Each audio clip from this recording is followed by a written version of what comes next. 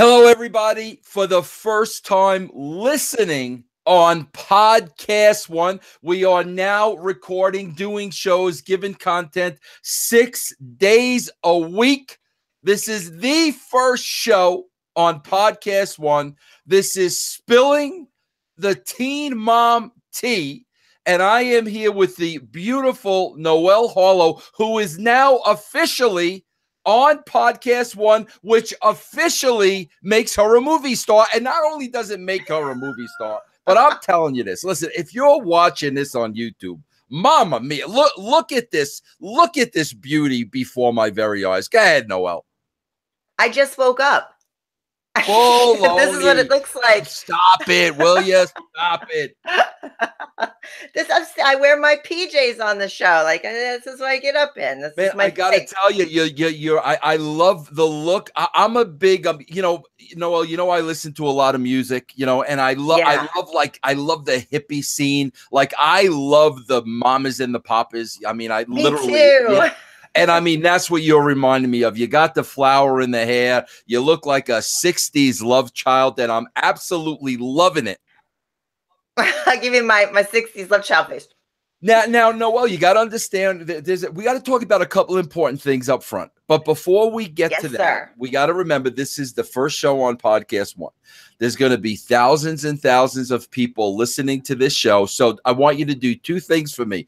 I want you, number one, to tell them what this show is and what it's all about. And then number two, I want you to give a little background of yourself so everybody can get to know you. Okay, not a problem. So here we go. First Podcast One. I'm ready. Okay. Ladies and gentlemen, this is Spilling the Teen Mom Tea. And what that means is we like to talk and discuss our guilty pleasure show, which happens to be Teen Mom on MTV. We watch a lot of reality shows, so there may be other shows that slip in here and there, but right now our main focus is Teen Mom. And I'm talking OG. I'm talking 2. I'm talking, remember Teen Mom 3? I'll talk about that too. We come to you every week. I get to hear rumors from people because I get little inside sources and little tidbits that you might not see on the internet. So we start off our show with the review, and then we go into the rumors about the Teen Mom and MTV, etc. So that's what the show's about. So now about me, I am Noelle Harlow Grasso. I am the wife of Big Vito. Yes, the man that wore the dress. That's me. He doesn't wear my dresses, but I do wear his. So that's me. I used to be a professional wrestler, manager, and commentator for 14 years. I am currently recovering from a stroke, believe it or not, that I had almost exactly a year ago. So I am handicapped. I use a wheelchair and a walker. But that doesn't stop me. I don't see very good, so sometimes you'll see me squint or look in weird directions. But it's all good because everybody looks like they have a beautiful Snapchat filter on them. So the world just looks beautiful to me. So I want the world to look beautiful for you too. So I'm going to share all my insight and entertainment knowledge. And hopefully you'll laugh a little, you'll cry a little, you'll love a little more when you're done. Thank you. Okay, now, Noelle, listen to me. Before we get into this review, we have to discuss the elephant in the room. Because I'm a little bit concerned. Okay. Now, people listening on podcasts, well, maybe they've never listened to a show before. My background, is I was a writer, producer in professional wrestling for many years. I still dabble in it to this day. But I mean, I was the writer and the producer during the Attitude Era. Now, I've made it clear to everybody, I literally am blackballed from the WWE because I'm not going to sit here and I'm not going to put a garbage show over. I'm not looking for a job. I'm not looking to be hired. I'm going to tell you what I really think. WWE doesn't like to listen to what I have to think. And I'll be honest with you, I don't really care. The truth is the truth is the truth. Now, that's what Teen Mom has been. Noelle, we let it go guns blazing. We don't hold anything back. However, this past week now, you've gone a little Hollywood on me because now as you're starting to get your show over, and this, people are starting to look at this as the Teen Mom show. Well, now all of a sudden you're getting cast members following you. And now all of a sudden I'm learning through the grapevine, you and Randy, Chelsea's dad, the dentist, you have some kind of a relationship talking back and forth on Twitter. And Noel, I got to be honest with you. I'm just a little bit afraid now because now, these people are befriending you because they know Noel's a star. She's got this big show. I'm afraid now you might feel, maybe Randy's following me. So maybe I got to be a little nice. Listen, I got to tell you something, Noel, and I'm not saying this to put myself over. The last week I got 3 follows. I got Randy. I got Gary, and I got who's the other goofball? What's his name? Tyler. You said you got. And listen, follow me or not following me, I ain't holding back. I'll tell you that for sure. So Noel, I'm a little concerned. You got to ease my mind and let me know you're not going to sell out. You're not going to go rogue on me because now these people are following you. Number one, heard me mention that I had a stroke. Fascinating thing about having a stroke is you lose your filter. So you say whatever comes into your mind. Beautiful. So for me, I can't hold back because my brain doesn't let me anymore. So I just say things and because sometimes people look at me and be like, did you really say that? Yeah, I really said that. I don't hold back. I tell it like it is. I never hold back. 2, if you don't have anything nice to say, come sit next to me because I'll talk with you. Because I'm not going to lie to anybody. I was raised to not lie and kiss ass. I was raised that way. My pop used to tell me, if you tell a lie, then you got to tell another lie to cover it up and another lie to cover it up. And he goes, eventually, you're going to forget all your lies and all the truth is going to come out. So you may as well lay it on me because that's what you're going to get, the truth. I don't do anything but the truth. So help me God. Okay, so in other words, what you're telling me is, we're not in Randy's season right now, but once we go to Teen Mom 2, if Randy brings it upon himself to get buried for whatever reason, then we could just blame it on the stroke. Yeah, it'd just be like, hey, listen, my partner had this stroke. Yeah, she can't control. Beautiful. Okay, that's all right. There's tons of pictures on the internet of me with IVs and everything else. So if he needs to look that up, go ahead. Yeah, we'll just send him the picture of like you hooked up to monitors and stuff like that. Then he'll feel sorry for you. Yeah, then I'll be like, oh, yeah, that's bad. I'll just send him a picture of a close-up of my eyes. You can tell if you look, they're like all over the place. All right, Noel, listen, this is your baby. I'm just along for the ride. You're the star of this show. This is your baby, so I'm going to let you take it away. You tell me where you want to start. Let's kick this thing off. Okay, let's start with Amber. I always like to save Farrah for last. Absolutely. Yeah, the main event. She's the main event. She's the main event. She always has a ton of good rumors. She must have a very good press agent. Yeah. So Amber this week got out of bed. So for that, I'm going to applaud you, Amber. She even did her hair one time. Like I noticed her hair was done. She went to the MTV Awards. Wait a minute. Let me stop you right there. Okay, she didn't do her hair. Somebody else did her hair. Believe me. Let me tell you something. Noel. If there weren't hairdressers at the MTV Awards, I promise you, she would have went with that freaking horrible looking bun head. And I got to tell you, listen, Noel, I'm sorry to interrupt you, but I got to let this out. I am getting sick at looking at whatever that is she has going on the top of her head.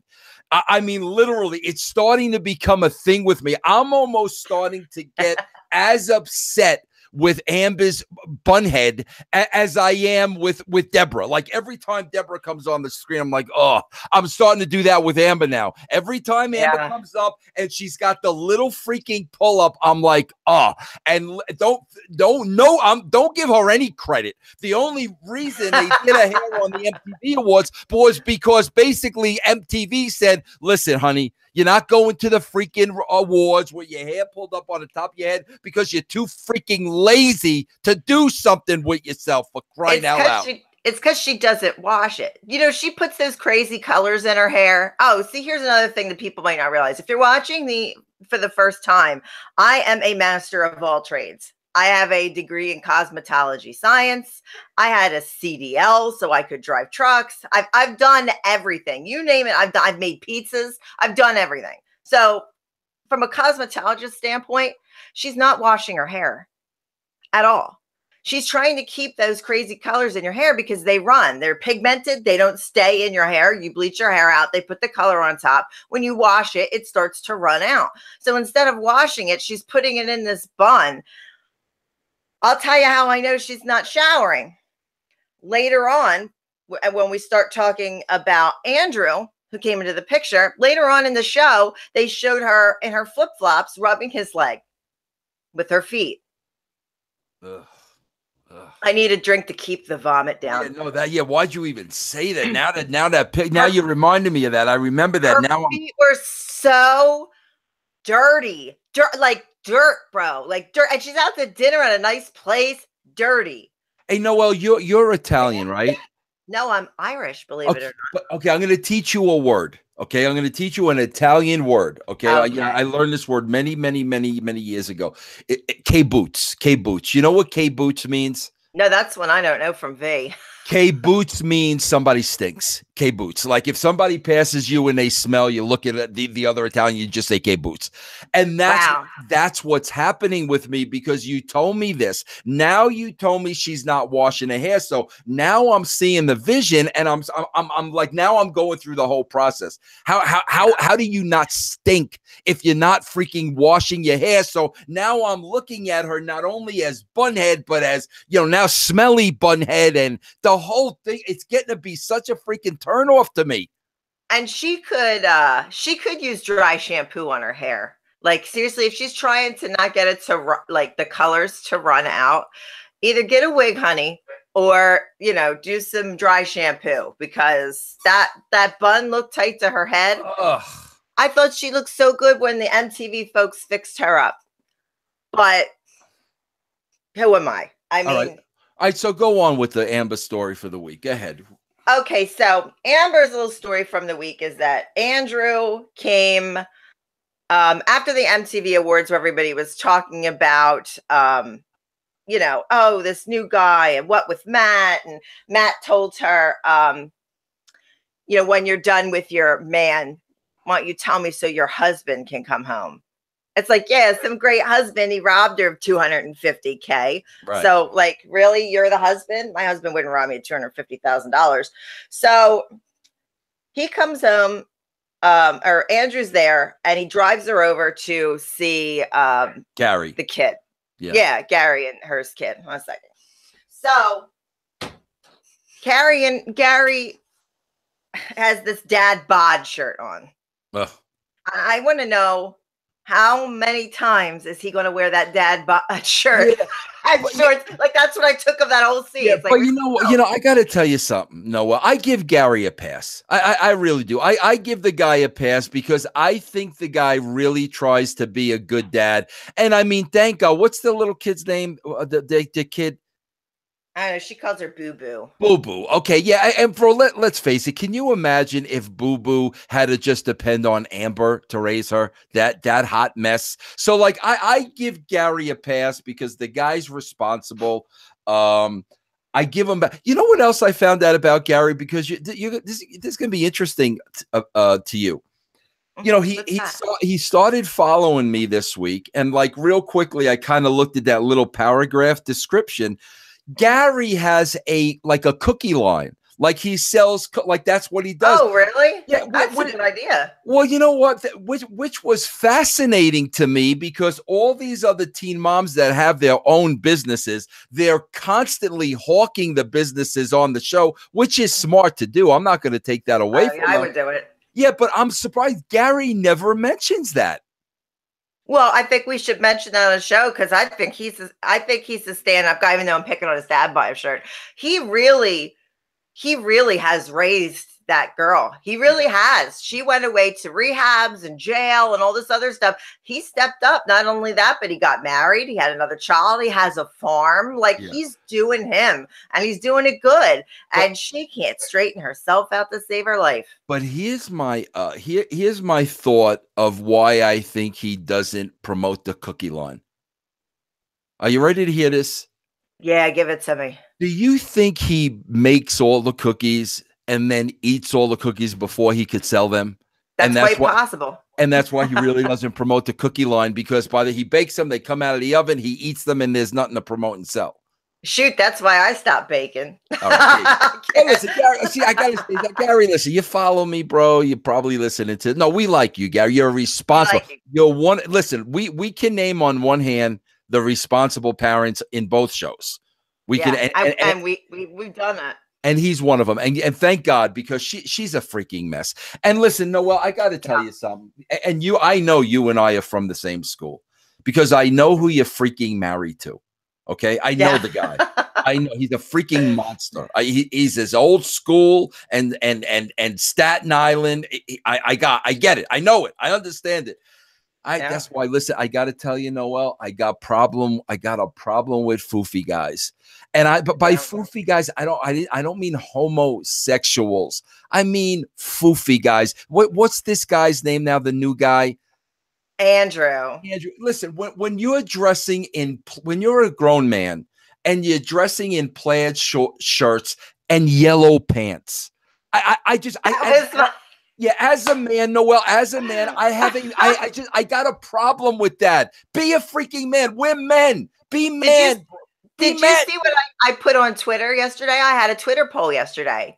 Who wore it better, Andrew or Ric Flair in 1972? Because he had on the same outfit, yellow pants, half the shirt plaid, but it was 1970s. This dude rolls out. I'm like, who wore it better? Everybody's like Flair, Flair, Flair, Flair, all the way down. The second I saw him, I was like, dude, would you like go to Ric Flair's yard sale or something? Like what is that outfit? What is it with these teen moms bringing home these foofy men? That was the one thing, like getting back to Randy, like, bro, listen, Adam's a freaking train wreck. But at least Adam was like James Dean. Adam was like a rebel. Adam was at the gym working. Adam was a freaking, like, the only guy. I mean, the only real guy. Now, don't get me wrong. I don't approve of all the shenanigans and the drunk driving and whatever the hell this lunatic was doing. He's going down in a blaze of glory, Adam is. But I got rumors about Adam for later. But let's look at the other guys. Now we got, what's his name? Foofy who? What's his name again? Andrew. We got Foofy Andrew. Andrew Ganolden is the dude's. Yeah, Andrew Ganoli. Ganoli. Andrew Ganoli. Yeah, Macy's husband is a little foofy. What's his name? Taylor with the Amish beard. He's a foofy man. I mean, forget about what Amber's ex was. What Matt? Oh my! I don't even know what that was. I tried to reach out to Matt. I extended a hand, and I've attempted to reach out to Matt, and I said, "Bro, come and tell us your story. I'll give you the floor. Promote whatever you want. You got a book on Amazon? I see this. Promote it." Got nothing back. So you know what, Matt? Now you were permanently with me because I ain't interested in you. If I throw you a lifeline to save yourself and you don't grab it, drown in the waves, son, because I don't have anything else to say to you. All right, there you go, Noelle. Let's get back to Amber. Okay, we're gonna get back to Amber. What was the footsie thing? Like we're adults. Like seriously, bro. We're grown adults here. We're playing footsie now with Andrew Connolly on. What is that? If I'm in a restaurant and I do that to Vito, he's gonna be like, "What, did I have a bee on me or something?" He's gonna be like, "Your feet are on me." Like, seriously, your feet are on me. Like, it's gonna be bad. This guy had on his bright yellow pants, and she's wiping her grubby toes on his from 1972. Oh my God, I'd be grubby toes and the unwashed hair and the whole thing. All right, do we have any other anything else on Amber you want to say? Yeah, actually, yeah. Well, I think this guy's kind of douchey too, because I've been watching it and he's kind of douchey. Like, she didn't want to introduce him before, she doesn't want men coming in and out of her life like she hasn't already had a gazillion anyway. So she doesn't want, so he knows this, driving up to the house to pick her up. He knows this. He gets out of the car. He wants attention. That shows me that he wants attention. And Gary was at the VMAs as well when she was there with him, and people were asking Gary questions, and Gary's straight out telling people, you want me to tell you about the boyfriend, right? because they were hinting around. They wanted him to spill the beans. They wanted to look like he just straight out was like, "What do you want to tell him about the boyfriend? He's over there." Like he just didn't care. Yeah, so, Gary's turning into the babyface big time. He's a big time babyface. You could see the reception he got at the MTV Awards. And here's another thing. Listen, Noelle, and you hit on it briefly, and I don't want to go by. You know, all these kids now are about 7, 8 years old, right? Pretty much. Yeah, that's their range. Yeah. Can we stop with the freaking boo-boo? Like you want to call the girl boo-boo when she's 3 or 4 or even 5. Okay. Can we stop with the freaking boo-boo now? The girl's 7 or freaking 8 years old. She's getting older. She's got a freaking name. She's not freaking Yogi Bear's sidekick. Can we stop with the freaking boo-boo?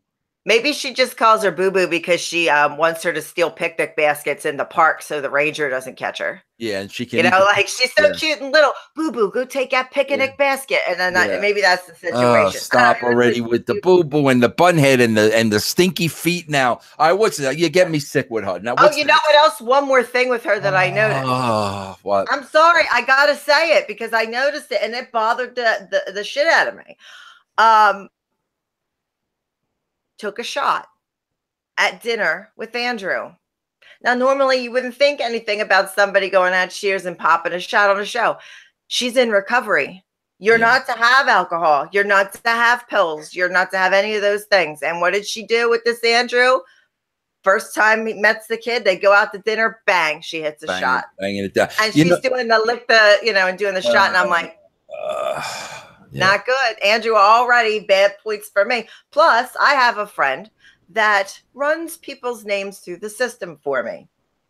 And this is nothing that you can't find if you run it himself because he told you a location, name, and age. He's got a record. He has been arrested. Did he get arrested for the yellow pants? I think the fashion police left SmackDown and went right over. And good job, Fandango. Good job. What did he get arrested for? We couldn't find the exact information, but it came up a Malibu arrest. So he said he has a family home in Malibu. That's another thing. That's a family home. That's another thing, bro. The first thing we saw was his house on the lake and this, that, and the other thing. And now we forgot about that. That's the big one. This is mommy. This is mommy and daddy's house, bro. I popped huge. Huge.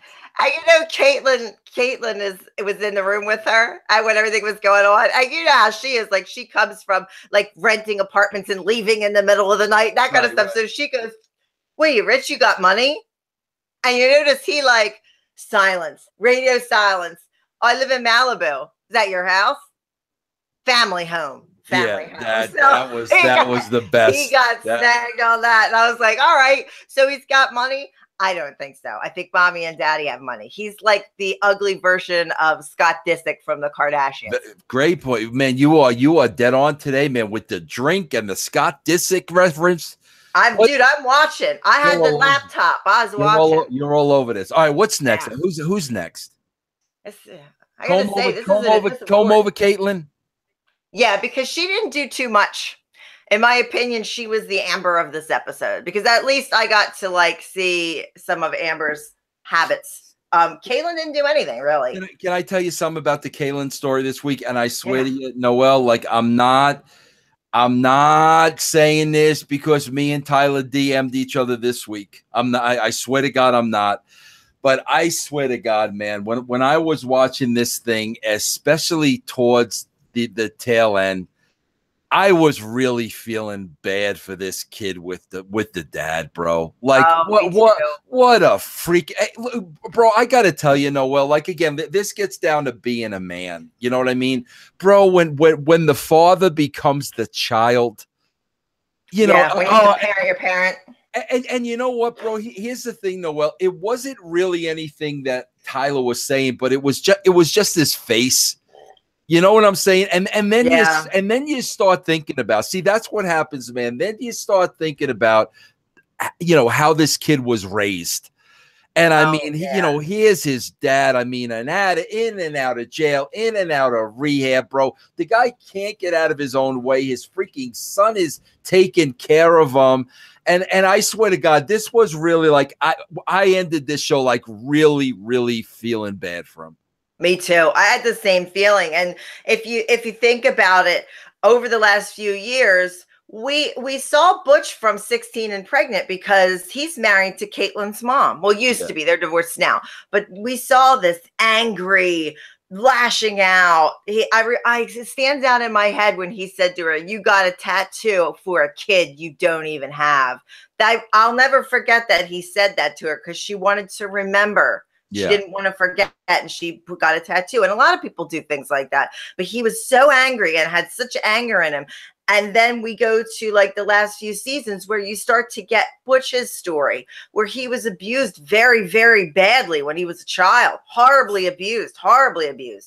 And then he turns into an abuser himself, and him and Caitlin's mom get into it violently. I mean, I don't think he's a bad guy. I think he's a guy that needs help, that can't stick with help.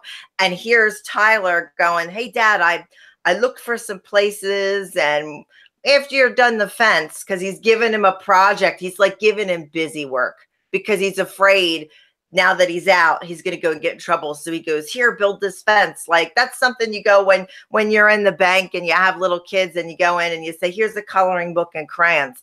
That's basically what he did to his dad. That's so sad. Yeah, it is. That sad. is so sad. You know, and again, you hit the nail on the head, Noelle. Like, Butch, what's his name? Butch. He's a victim of his environment. Okay. But I mean, at some point you got to break the chain, man. You got to, and listen, I've never been in that position. So it's really hard for me to comment on that. But I felt sorry for the kid, after this episode. I really did. It's hard when you have to parent your parents. Like, and people in podcast one might not know, but like our regular fans know that my dad has been very sick. Yeah. And like really sick. We thought we were gonna lose him Christmas Eve. It was very bad. He's home now, by the way. He just came home. Good for him. He's on oxygen and everything. But like, I found that my mom was calling me, and whenever I have a problem, I call my mom. I hear my mom is calling me and telling me and asking me, and I'm like, wow. As you get older, the roles really do reverse. No doubt. And it was different because normally, because I'm so sick regularly on a regular basis, like we go to my mom, and now here, like Vito and my dad are very close, very, very close. They're like best friends, and Vito's calling him on the phone and giving my dad advice, and my dad's usually the one giving me and Vito advice, and it's like it really switched where it was me and Vito out for them, and Tyler's doing that in his 20s. I mean, my husband's in his 50s, I'm in my late 30s, so that's like kind of a weird thing at 20 to have to do. But also, like, with all due respect, I feel bad for the kid, but that's listen, that's no excuse with the Elvis Pompadour. I like, come on, listen. I'm not giving him a pass with the Elvis Pompadour, like, so I just want to be honest. But at least he cut the mullet. Remember, he had the mullet, and at least he washes it. Yeah, his hair was clean. Yeah. You know what? I'm a terrible person, Vince. I have to tell you why I'm terrible. Go ahead. I hope you're not ashamed. Yeah, you don't wash your hair. Oh no, I do wash my hair. Right, I do wash my hair, even though some of it's not mine. I wash it anyway. So I looking at my notes here, and I took them on the computer this week, as I said, because my eyes. But I wrote, they want Butch to go to rehab. Why don't they just let him pet Caitlin's horse? And I went. That's funny. I was really tired. That's beautiful. That's beautiful. I was really tired. So I went into detail, and it said he could comb the mane. Like, I wrote this down on the computer. So you're a therapist now. Put therapist on your resume. Let me get this here. I'll go. So, Butch, you got an addiction problem? I got a horse for you. Let me write this down here. That is beautiful. Let him pet the horse. Let's see what happens. Pet the horse. He can brush it, comb it. Nuzzle its little head, come on. I'm an evil human being. Beautiful. I'm sorry. Right, I apologize. All right, so that leaves Maci. All right, we're going to Maci. And the Amish guy. Yeah. You noticed last week when he went to get his hair cut and he came out and he looked exactly the same. What's up with that? That's happened a couple of times. I think he's one of those guys that like every 2 weeks he goes to get his hair cut. But he cut your hair all you want, bro. What's with the Amish beard? Like, yeah, I'm not down with the beard. Are you an Amish man? Like, what's with the beard? He needs Big Vito grooming tips. Oh, definitely. Like, we need to hook him. I'm gonna have to hook him up with Vito on the Twitter so he can tell him like he's living wrong. Yeah. You know, I mean, I'm sure if he's got that big thing hanging off of his face that all the way down there's a beard. So I mean, I can't with that.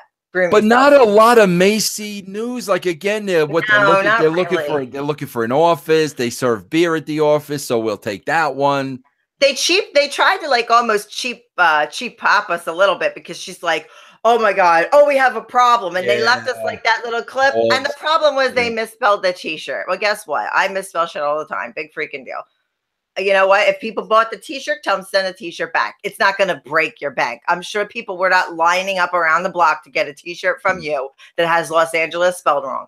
Yeah, and I would doubt that they're getting thousands of t-shirts printed at a time where it really costs them money. Yeah, you know what I mean? That's a lot. I mean, I know he bought into this t-shirt line. Like it was already somebody else's baby and he bought into it and is running it. So it probably had a following before. But really, if you make a mistake, just email the people and say, we can either offer you a new shirt or we can offer you a refund. Like you run a business. Don't panic. Mistakes get made. Nobody is infallible on this earth. None of us are God. Yeah. So I do. I respect the fact too, you know, that they're always wearing the t-shirts. They're always wearing their brand. I mean, that's smart. I mean, come on, Noah, how many freaking wrestlers never went out wearing their freaking t-shirts like Jules?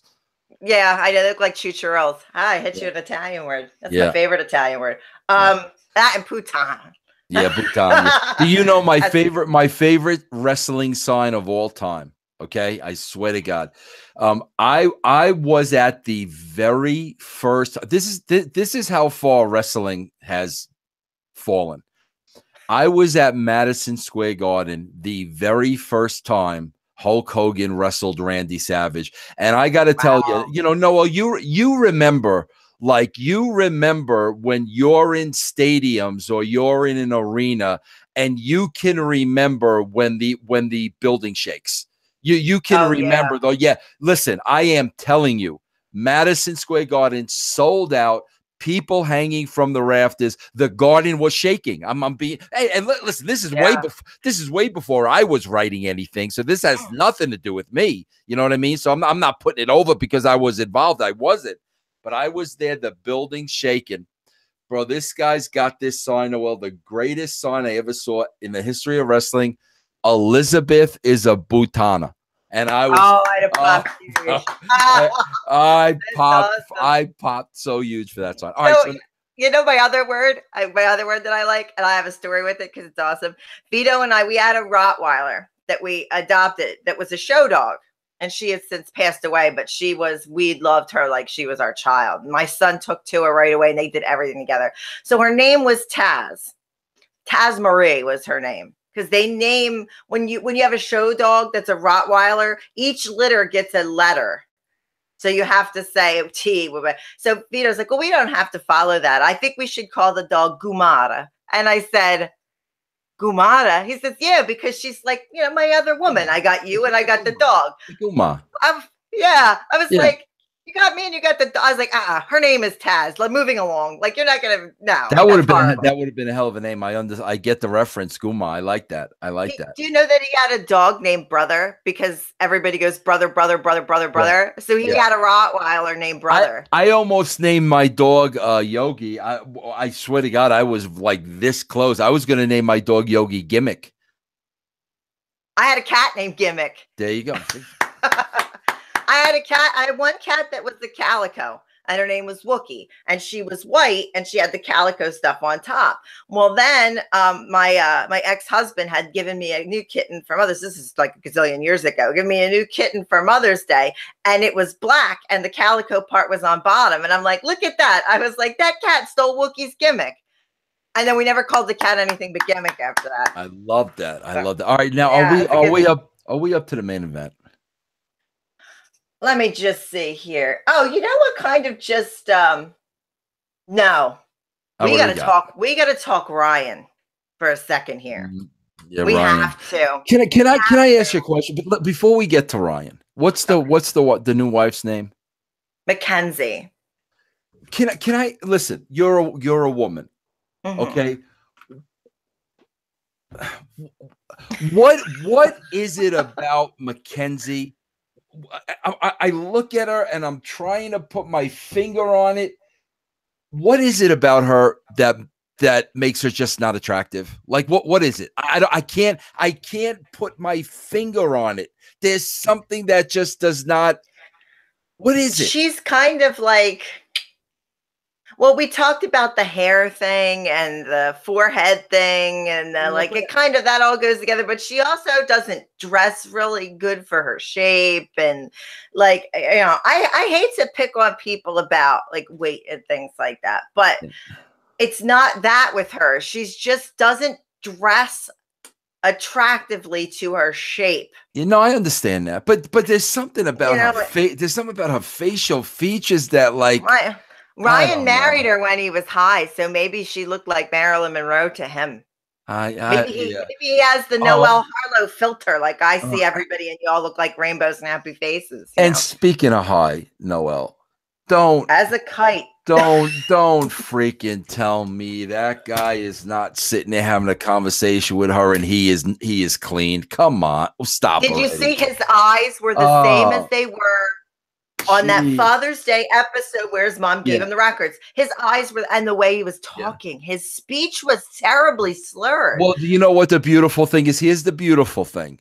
Now we've dropped the whole Maci's a witch because she won't let him see Bentley, and now nobody's saying anything about Maci's decision anymore because now we know he's still freaking taken. You know, just exactly what Maci was concerned about, and you know, now nobody's talking about that after they buried her, you know, for weeks and weeks and weeks. But come on, Ryan, bro, get yourself some help. You're a good guy, man. Come on. And he was trying to say, "Oh, look, my wedding ring fits. I was all swelled up because of drugs."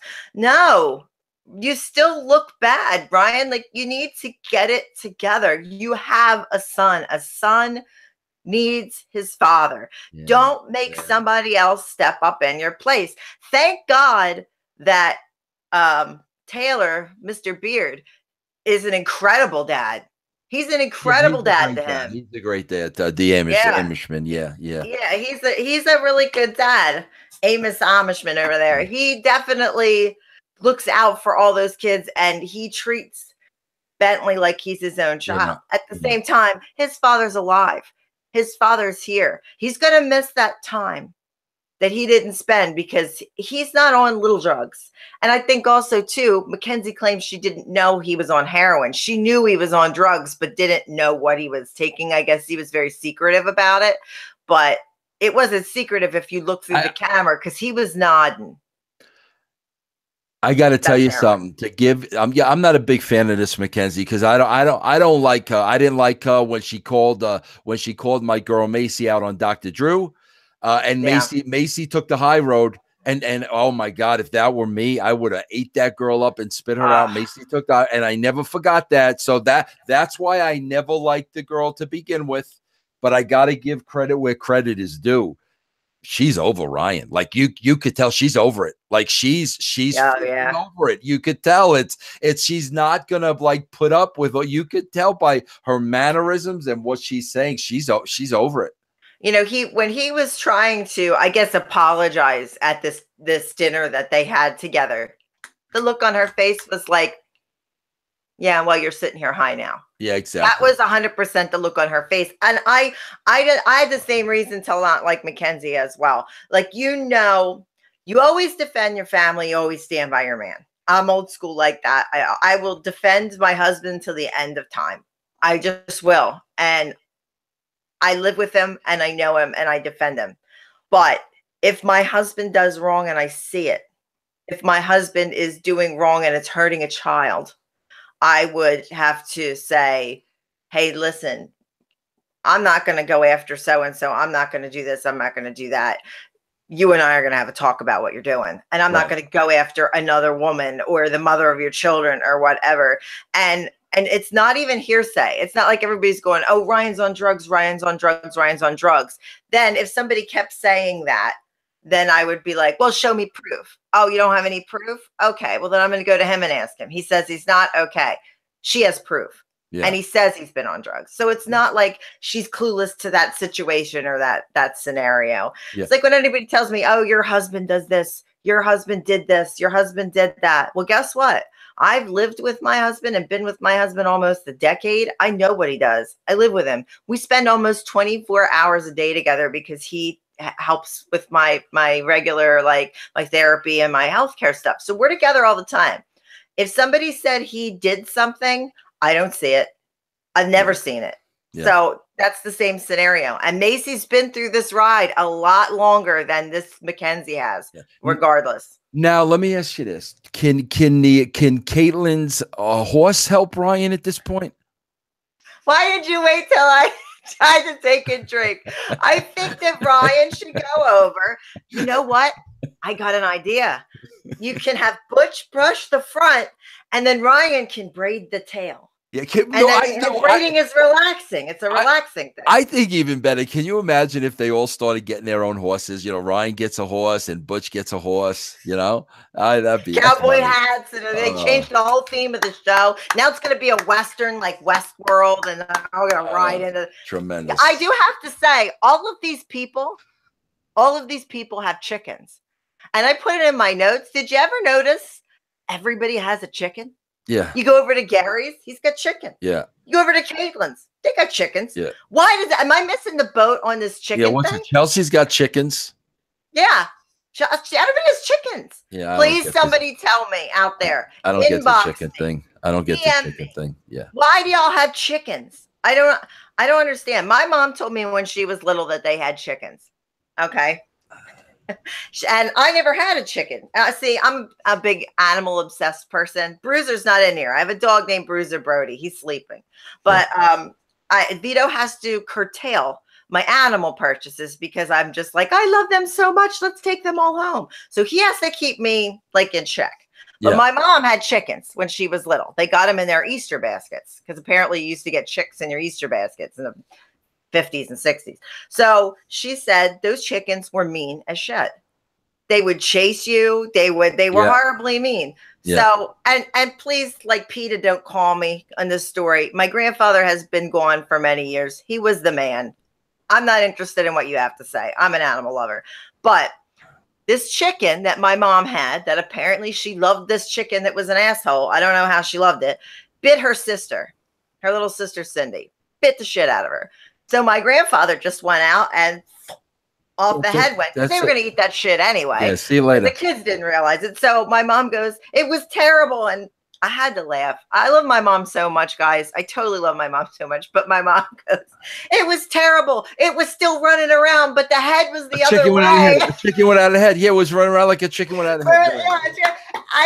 I laughed.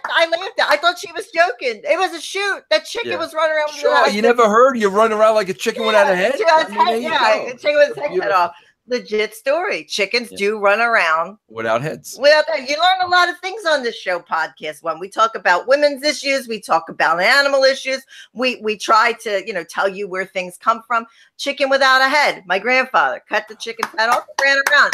Now you know.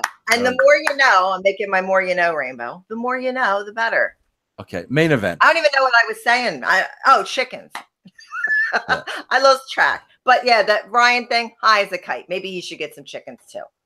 Yeah. What's the main event? Let's talk about the main event. All right, drum roll. Main event is our girl, but not really, Farrah. Farrah, I talk directly to Farrah on the show like I know her. I do not know her. She follows you, correct, Vince? Yes, she does. Yeah, but she follows thousands of people, so it's no big deal. She doesn't follow me. That makes me sad. I'm going to have to change that. Maybe it's because I shit on her all the time. But Farrah is taking her child to a fashion show to be a runway model. Yeah. She brings in a drag queen. And I love drag queens, if you can't tell. I love drag queens. She brings in a drag queen to show this kid how to walk the runway. And this kid just hopped up and down, didn't listen to a word, there is no saving this child. At 7, game over. It's over. Farrah wants to know why she can't get a man to settle down with her. Look no further than what's standing next to you, because you've raised that. You made that a man repellent. Yeah. She could have just sprayed herself with man repellent and it wouldn't have the same effect as this child. Because if I was a dude and that kid was disrespectful and growling at the dinner table and jumping up and down and hanging food out of her mouth like an animal, I'd be like running the other way. I mean, nice to meet you. I'll see you. And then I'd be out. But Deb, the mom, Deborah, comes to the fashion show. She has an invitation in her hand for her wedding. She hands it to the little kid, and the little kid goes, I know what this is. It's an invitation to your wedding, with like an attitude. Yeah. Disrespectful as hell. So they open up the wedding invitation, and she actually put her MBA title on her invitation because Dr. Mers, who she's marrying, has Dr. Santa Mers or whatever the hell his first name is. David. So it says on the invitation. So she's got to try to top that. So she puts her professional listing. You know, when I did my wedding invitations, I didn't say, make sure you put big before Vito LaGrasso on the invitations. Do you know why I didn't do that? Because I'm not freaking stupid. Okay, that's why I didn't do that. So she puts her professional. So then there's a chat about the wedding again. I'm so sick of this wedding, and I am not even attending. So they talk about the wedding again, and Farrah, I just can't. Like it. She says things in front of this child that you shouldn't say in front of a child. And we talked about this on our last Teen Mom, is that they talk about the child, but they're actually talking at each other, and they say, well, she's upset because she doesn't want to come to your wedding. Well, I think she would love to come to the wedding, and the baby talk bullshit. Instead of talking to each other and yelling at each other, they use this child. Yeah. As a go-between, because they can't look each other in the face and go, hey, listen, this mother-daughter thing ain't working out. Have a nice day. Because sometimes it doesn't. Sometimes you have problems with your kids. And it's sad when that happens. But she can't tell her who to marry. There comes a certain point in somebody's life where you have to go, okay, you're an adult. You live on your own. You run your own businesses. You have your own child. It's time for me to go do my thing and have my happiness. I raised you, and you're raised. And if you ever need me, pick up the phone and call. But I got to live my life. And Deborah will not do this. Well, she also won't do that because the money's a factor. I mean, let's face it. Farrah paid for all the plastic surgery. We know that from the show. That's money.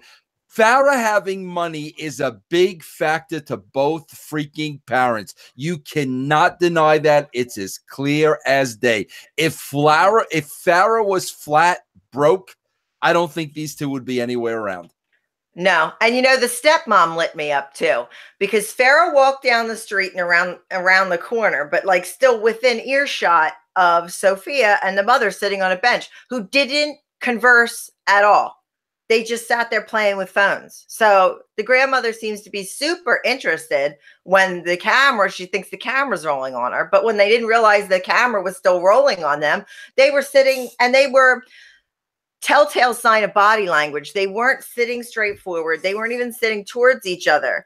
They were sitting this way. Right. She was that way. She was that way. So Farrah goes down the street and she FaceTimes her father and stepmother. And future stepmother. And the stepmother kisses her ass harder than anybody I've ever seen kiss anybody's ass.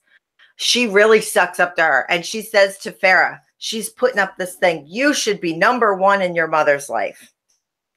Okay. It's great to have your kids number one in your life. I love my kids. I'm obsessed with my kids. My son is on our brand. Like, he does his own show and I love him to death. But there comes a point when you can't always put your kids first as adults, because you have kids and you raised your kids.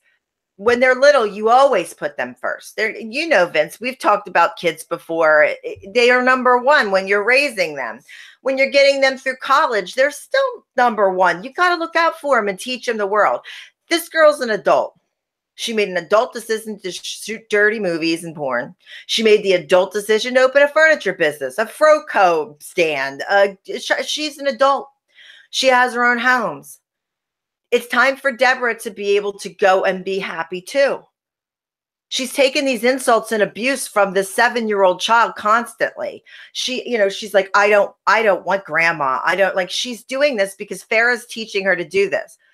So you have a choice. You love a man, you can go over here and you can marry him and have a life, or you can stay here with the money and be abused by Farrah and the demon seed. Now, what choice would you make? Yeah. I'd be out. I don't care how much money you have. I got to tell you, I'm a big fan of television and I try to look at television closely. I'm telling you, I have to give MTV credit because Noel, I'm telling you, and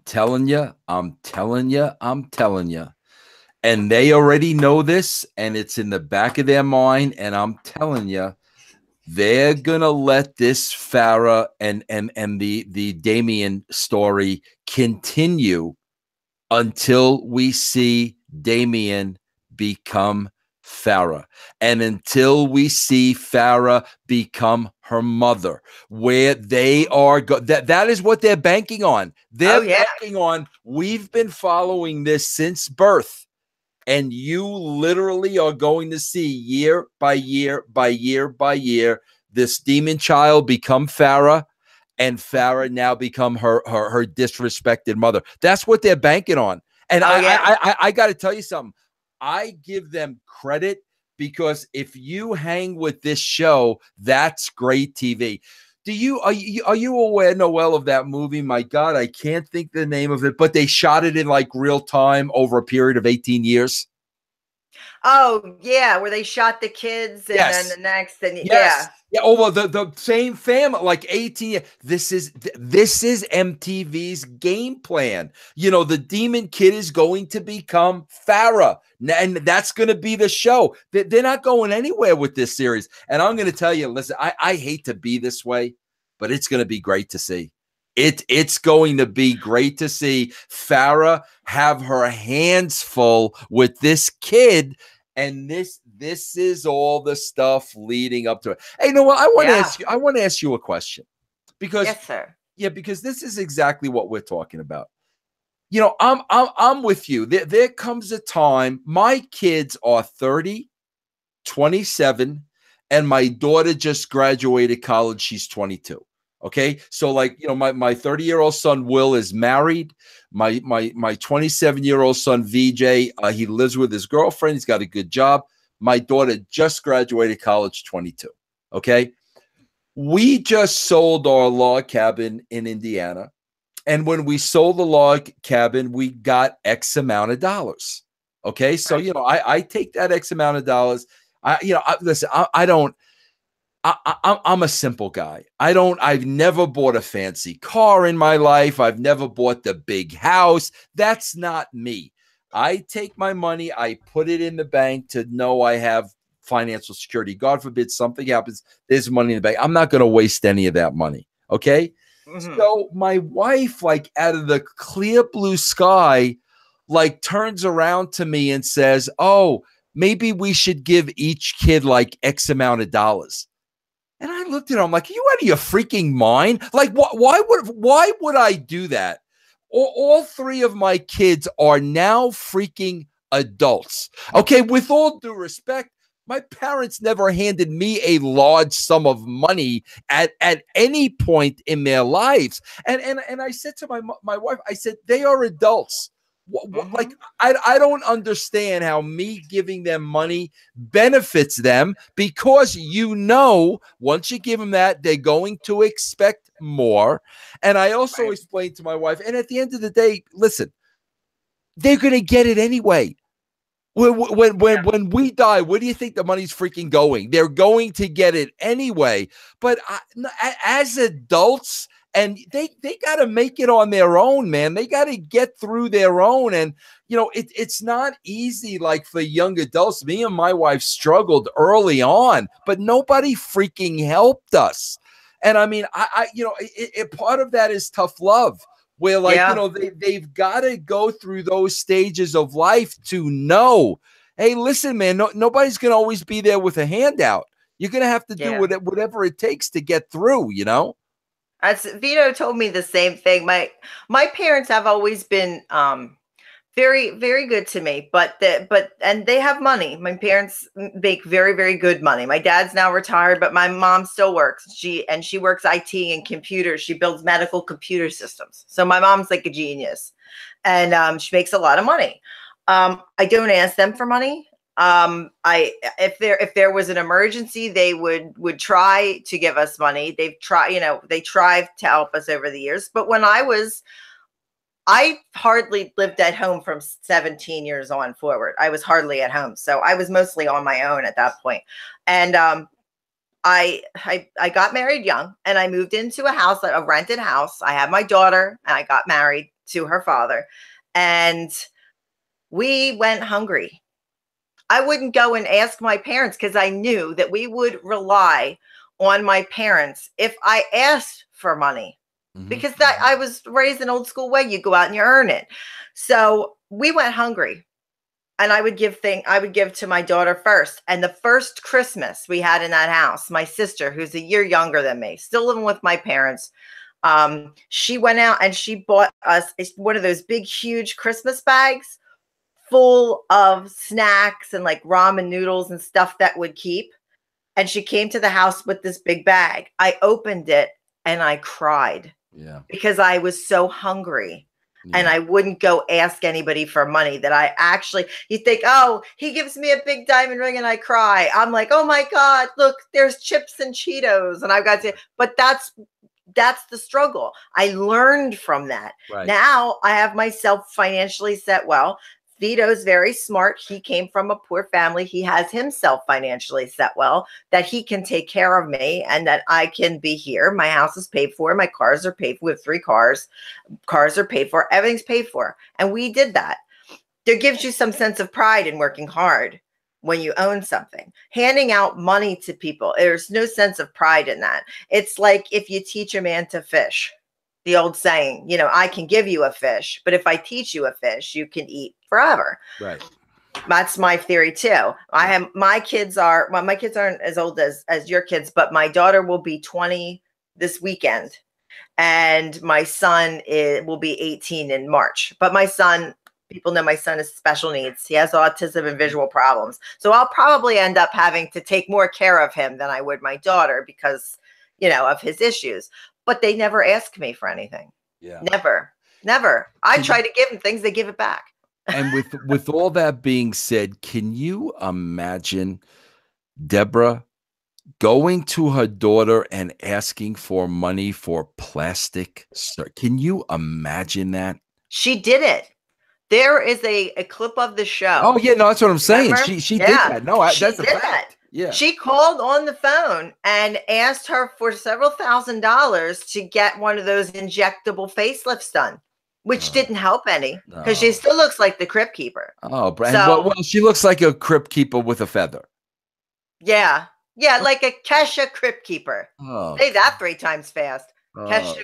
Did you see that Amber took those pictures of the toilet bowl and put Deborah on the toilet? Did you see that? Oh, yeah, I did. My God. She cracks me up. That was horrifying. Well, when I saw that original picture and then I tweeted it to you just to, you know, like mess with you. Hey, check this one out. I knew that if everybody else was going to jump on that. And then Simon had it on his page when Simon Farrah's ex, he's like a house flipper now. He does like a little house flipper show. Yeah. So he took a picture of this horrible bathroom, and that's where the bathroom picture. And he goes, "Does anybody have to go potty before we leave?" And she stuck her on the toilet. Was like, "I do." It was so bad. Yeah. How do you get that butt dimple she has? Like she's got like a butt dent. I'm not looking that closely. I mean, come on, Noelle. Oh, please. That's what stood out to me. That woman's hideous. She's just hideous. She's just the whole family. You could. I'm going to use a lovely Bobby Heenan quote because I love Bobby Heenan. And I know, like many people that watch Teen Mom would know who Bobby Heenan is. He was a phenomenal wrestling manager, probably the greatest ever, and commentator. And they asked Bobby Heenan about when everything went down at the end, the very end of WCW, when they couldn't figure out who was going to buy it or own it, and you remember, Vince, you weren't there then. This was like after you. Yeah. He said he was trying to give the young guys advice and say, why don't you do this? And they're like, oh yeah, thanks, old timer, and like would walk away. That's what they do to that's what they do to me now. Yeah. Yeah, they did to me too. Yeah. He says, you know what I would have done at the very end, the very last day? And they said, tell us what you would have did. He goes, I would have had everybody in a room for a meeting. He said, I'd have gathered everybody together. And he goes, I would pull the pin out of the grenade, throw it in the room, shut the door, and walk away. That's Farrah's family. You put them all in a room and say, we're going to have a meeting.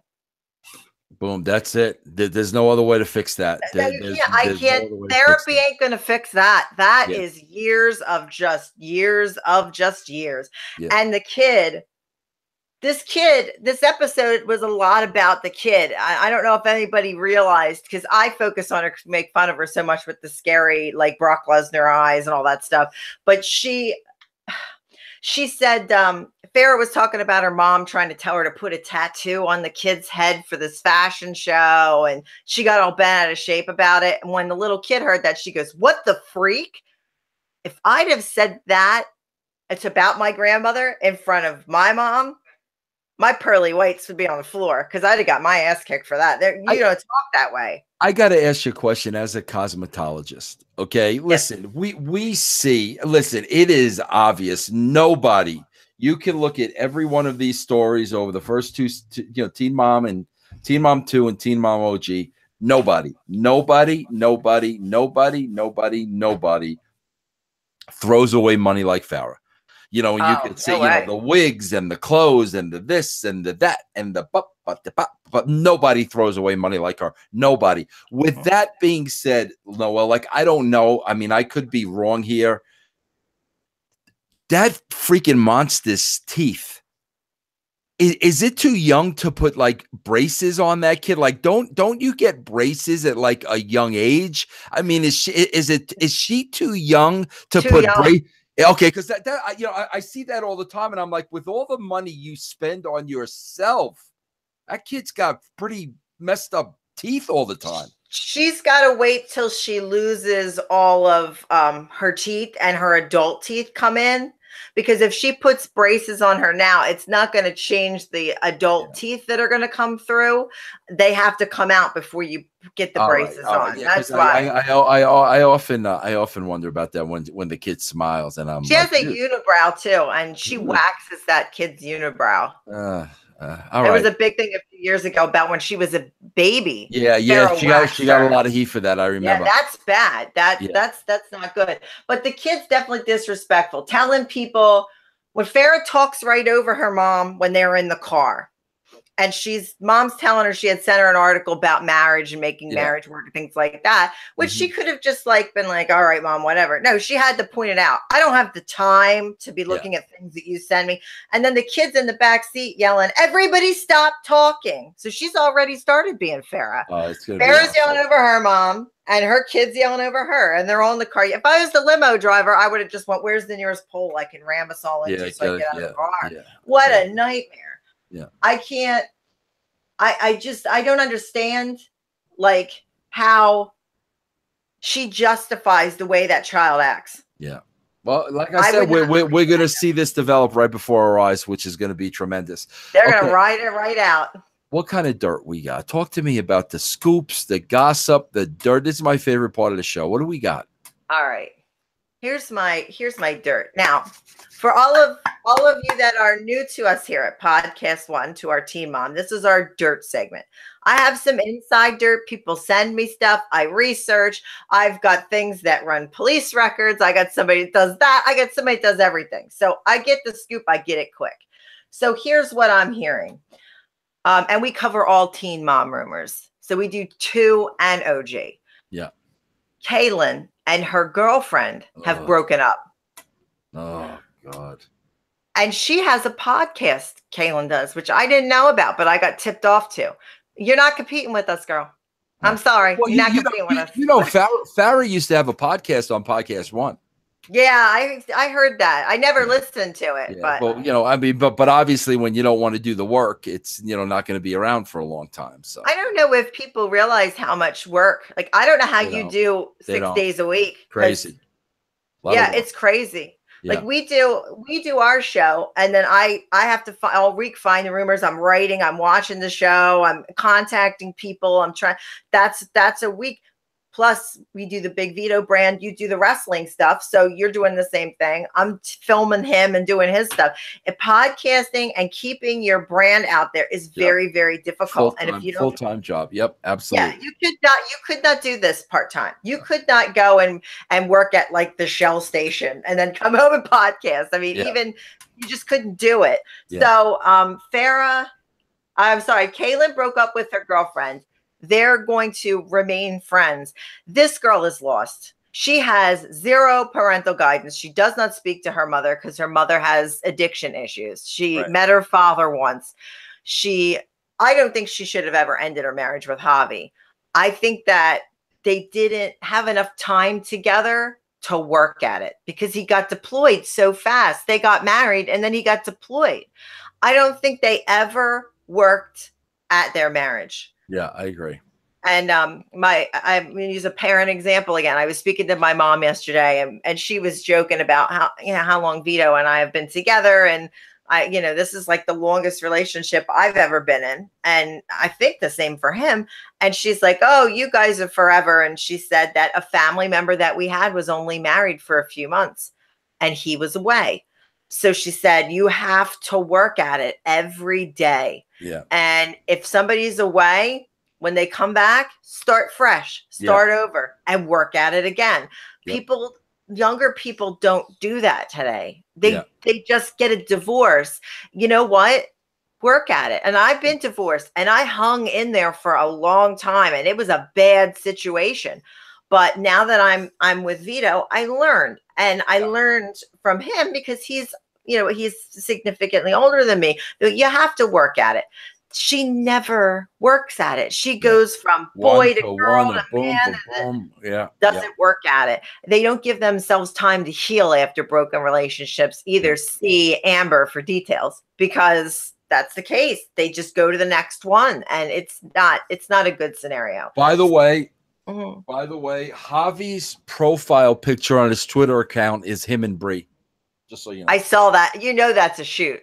That's like a shot of her because she's been very vocal about how she thinks that he cheated on her with Bree. And he says, that's not the case. You dumped me while I was deployed. Right. Well, he was still on deployment. She didn't just dump him. She got pregnated. Yeah. And he knew there was another man in the house that day. He went to pick up the kids and he said, who's in the house? Yep. That's my house too. But she wouldn't let him step foot in the house. He was one of the last episodes. You could tell she was pregnant. Yeah. From last season before they announced it. That's another one who wears the wrong clothes with her size. Yeah. And she, you know what? She paid for all that plastic surgery. She got that tummy tuck and the butt lift and then got pregnant right afterwards. Yeah. She had to pay more than $20,000 for the surgery. She then got pregnant. And once you get pregnant, your plastic surgery is wrecked. Out the window. Well, I told you I have a girlfriend. My best friend had a boob job done. She's a exotic dancer, or was. And she got pregnant. And now one looks up and one looks down. And the doctor said, you're going to have them fixed because your body goes through major changes. So one's in Jersey, the other one's down in Fort Lauderdale somewhere. I say it looks like googly eyes. I'm like, why do your boobs look like googly eyes? You got one over here and one over here. And she gets all mad. She's like, our boobs used to look the same. And I was like, yeah, because mine are real. Yeah. And I haven't had any kids lately. Not since, what other dirt? Give me dirt. I want dirt. Give me something, Noelle. Come on. This is the money. This is the money part. I got you. I'm saving the good stuff. Right. Farrah and Deb last night on Twitter was great.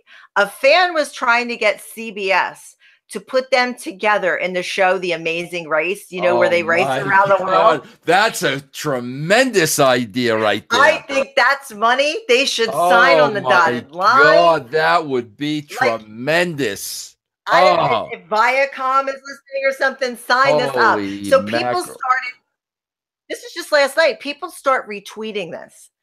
And then Deborah, somebody had tagged her in it, but they took a shot at her. They're like, they should put them together and their team name should be Dysfunctional Family. Yeah. And Deborah answers back going, oh, thank you for being a fan. I think that's a wonderful idea. And I'm like, dumbass. He just said you're dysfunctional and you're putting them over. It reminds me of when people take shots at Vito and he goes, thank you for being a fan. I greatly appreciate it. Or it puts a charity in there. Instead of picking and trolling on me, why don't you donate money to your local Salvation Army? Here's a link. Like, that's funny. This was not that. She definitely thanked the person for being a fan of her dysfunctional family. Can you freaking visualize either one of those two attempting to do anything athletic? I mean, freaking Robbie E and Brooke Adams were on the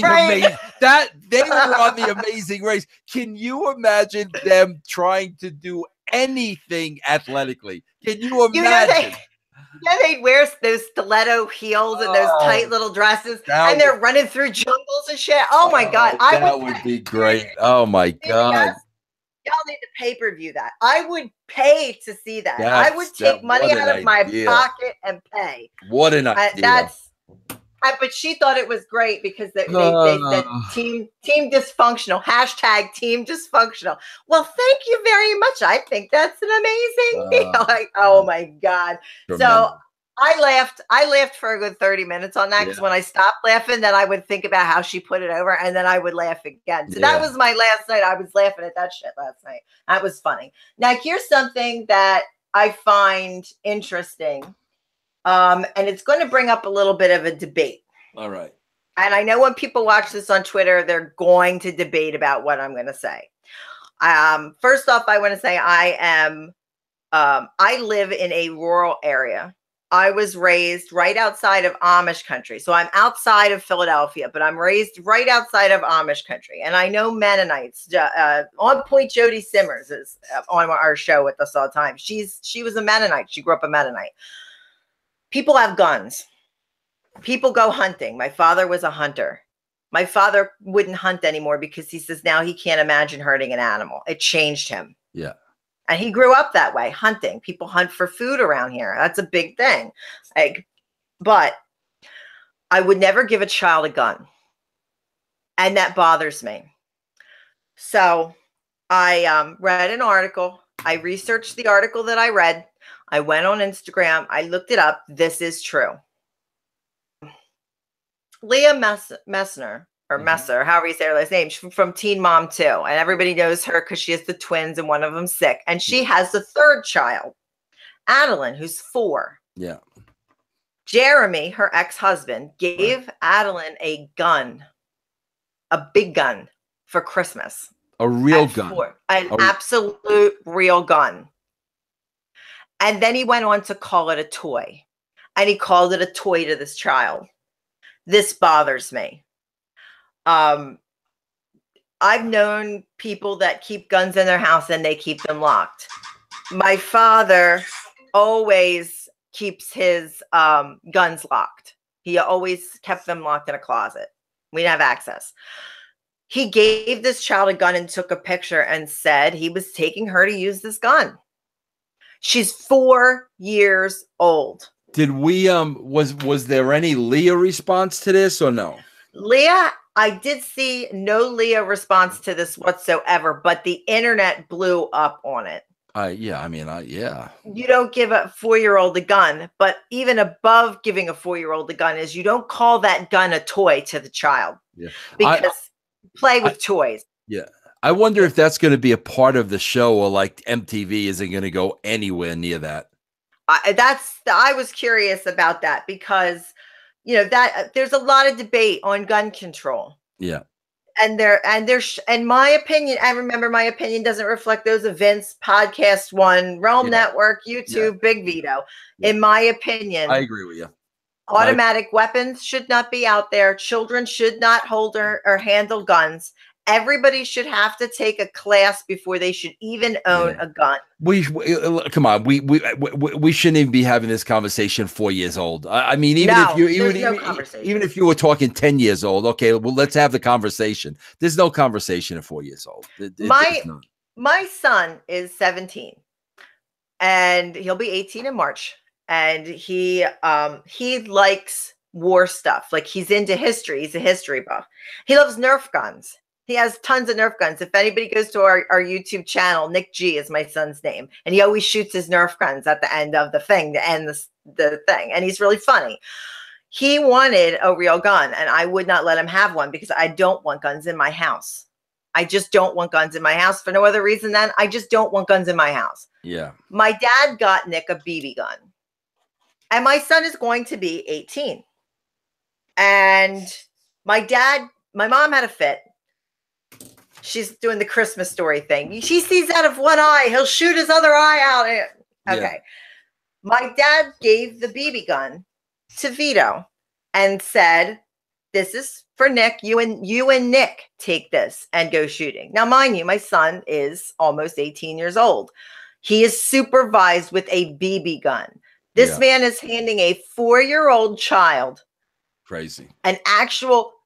a huge gun. If you've seen it, it's not even like a huge, and she's standing there with a big smile on her face holding a gun, and it made me sick. Jeez. It made me sick. Now, are the other two girls going to want a gun? See, that's the thing, That's the thing. And see, they're very country because they're like West Virginia, and my friend Princess Sarah's from her father's from West Virginia. Yeah. But that's not, every time I say, this is horrible. Every time I say something, I get these song triggers in my head. Yeah. It's terrible. People pointed out to me when I do the YouTube live thing, Vito will say something and under my breath, like I sing a song and people can see it. Every time I say West Virginia, I want to say Bob Denver song. John Denver, Bob Denver with Gilligan. Bob Denver, oh my gosh. Sorry, JD. Bob Denver. Gilligan. Bob Denver with Gilligan. I want more dirt. What else we got? All right. Farrah attacked the cast. Farrah went after the cast while the episode was airing. Now, she has had some back and forth debate with MTV about, is she fired? Isn't she fired? Is she quit? Is she that? So she went on during the show and she said, I'm so glad I don't have to be with these trashy moms anymore. And she buried them. There's been a big thing between all of the casts, between her and Janelle, where everybody over the past several weeks has been taking shots at each other, taking screenshots of somebody's dirty movie, sharing people's mug shots. And like, it's like almost getting out of control where MTV may have to pull these guys in a corner and go, hey, look. Yeah. Like, we're trying to do a show here. Farrah continually says she quit MTV, but at Christmas time, she had a stocking and an appearance that said MTV, and she was putting coal in the stocking. I think she thinks it's a cute work. I think she thinks that, like, if she says she's not coming back and then they spring on you that she's coming back, Farrah, it's tired. You did that already. Yeah. You did that already. But her taking shots, she's doing the same thing. She's daring them. She's daring them. And sooner or later, you know what? I mean, bro, I understand she's the money. And I get that. And MTV's not stupid. They know she's the money. And she knows she's the money. And she's playing that money card. But you can only push people so far. I think you and I get a little bit of a different perspective on the Farrah situation because of the wrestling. Because we've seen wrestlers who are phenomenal wrestlers or great wrestlers who cut amazing promos. And you go, I cannot use this wrestler because of the way he speaks, like publicly, because of his drug or alcohol abuse, right? Because of his, and we've seen, I don't want to bury anybody, but I'm going to say Jake Roberts' name, for instance, because I can't think of a much better promo in the wrestling business than Jake the Snake Roberts. I simply can't think of anybody that can cut a promo like Jake the Snake could. You believed what he said. When he went out there, it was scary, and he would give you that look in his eyes, and he looked like a snake when he was cutting the promo. Like, he had that look. But Jake will admit that he has his issues, and everybody knows, we're friends with DDP, and everybody knows that DDP helped Jake, and DDP's helping me too right now. So I think I can put a little out there. They would hire him, and then they couldn't keep him because of the issues and the problems and the drugs and the this and the that. Farrah has kind of become that same thing to the MTV brand, where it's not drugs and alcohol, but it's abusiveness to the staff. Yeah. It's, and it's blatant abusiveness. But you don't come in my house. You use a porta potty outside my door. I listen, Noel, we got to be honest. We have to be honest. And like I said, I'm a TV guy, and I've been in TV for a long time. You take Farrah and Deborah and Damien off of this show, you got a very boring show. Yeah, they have to have them. I mean, everybody that goes, "Oh, I hate Farrah," but you're watching. You got a very boring show. You take her out, and she knows that. She knows that. Trust me, she knows that. She thinks she has the right to interact. Listen, if people, I guarantee you, Farrah is probably the only mom in the two groups, I guarantee you, who has an agent. And if you don't think an agent isn't telling her, you have all the power, because they need you on the show. If you don't think an agent isn't telling you, and they're right, you take her off this show, you got Kaylin petting a horse. Yeah. That gets me every time, her and the horse. She didn't have a horse this episode, but she was carrying a goat around. What else we got? Because we only got a couple minutes left, Noel. We got a couple minutes left. All right, I'll put you with the couple minutes. Here's how I know that Farrah has an agent and what she's doing. Here we go. She's working this MTV thing to the hilt. She has been putting on people from other reality shows on the MTV show. This week, she had the drag queen from Amazing Race come on the show to teach the kid how to walk. Last week, she had lunch with the blonde lady. The blonde lady is a reality show person, too, from the UK. She's done reality shows there. She did Playgirl. She's bringing in these different reality people, I believe, because her agent goes, hey, we'll help you out. You help us out. You put on so-and-so from absolutely. Drag Race. Absolutely. That's how I know. Yeah. And not only that, look at what she's doing for MTV. She's bringing other reality stars to the show. That's a draw for MTV. That's what I'm saying. She's reaching out, and she's bringing people in. If the Marriage Boot Camp people were smart, they would allow them to film some footage in Marriage Boot Camp to get a bump off that. They'd make them shut their cameras off. Yeah. They won't even let them bring the MTV cameras to the Marriage Boot Camp. They've now had two couples on there from the show on Marriage Boot Camp. They had Caitlin and Javi, and they had Matt and Amber. Yeah. But we got no footage of that. And that leaves Teen Mom a hole. Yeah. Because we didn't get to watch the Matt and Amber implosion. That happened on another TV show. So if I was MTV, I would be like, hey, let's work together and create a bigger brand. But everybody's egos are so big. Yeah. And nobody wants to say, I need to piggyback off of this for this rating. I need to piggyback off of that. See, now, unfortunately, he's long since left us, long since passed away. But it would be like the equivalent of Caitlin bringing Mr. Ed on the show. Now, see, that would be a big draw. Now, see, that's now people would Mr. Ed fans would join in, and MTV would go watch Mr. Every one hand watch the other. All right, what else we got, Noel? I think that's all for my rumors this week. Just taking a real quick look. We got to. It's been kind of a slow week. Yeah, we got to try to get Randy on the show, because I want to talk about this Simon thing. I'm going to try to get him on next week. Yeah. He's got to be on next week's show. We got to have him. I told him, we'll work with your time, because number one, I think he's the best dad out of all of them on the show. I absolutely think he's the best father. So we got questions. I want to know. I do know that Chelsea's child changed her last name to The stepdads, that app, yeah. Now she shares a hyphenated name. They talked about it. It did happen. Yeah. He has 0 visitation now. He has to go to what they call a grandparent center, I guess it is, or a parenting center, so that he can even visit his daughter at all. Yeah, that's so he is not even able to see her. And the grandparents, they allow her to have her 1 weekend a month without him there. That's sad. So their story, Chelsea's a great mom. She protects that child to the best of her ability. Yeah. And I'd like to give, and I'm not going to be like a suck up because I'm a shooter. I'm not going to be a suck up, but I want to tell him you did a phenomenal job raising that kid, because she could have went downhill and she could have gave up and she could have ended like some of these other people. Yeah, but come on. I think she depended on daddy before she met Cole way too much. She would run to Randy. Well, that is true. She would run to Randy for everything. She didn't take care of anything on her own. Do you think Randy, like, I know she was paying for her apartment for a while. You don't think he still gives her money, do you?